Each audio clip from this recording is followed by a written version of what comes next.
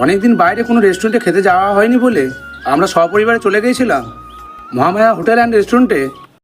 High করে দাও সব।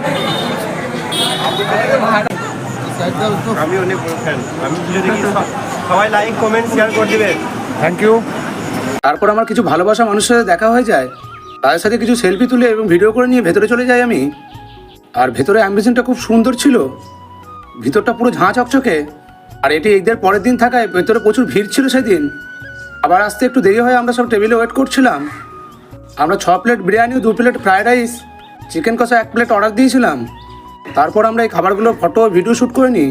বাচ্চাটাকে দেখো তোমরা। ফটো ভিডিও শ্যুট হয়ে যাওয়ার পর সবাই এক এক করে খেতে ব্যস্ত, আর আমি এক হাতে ক্যামেরা করছি আর এক হাতে খাচ্ছি। তা তোমরা এই মহামায়া রেস্টুরেন্টে কে কে এসছো একটু কমেন্ট করে জানাবে।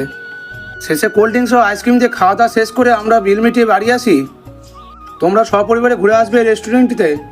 ভিডিওটা ভালো লাগলে লাইক কমেন্ট শেয়ার করে চ্যানেলটাকে ফলো করে দেবে।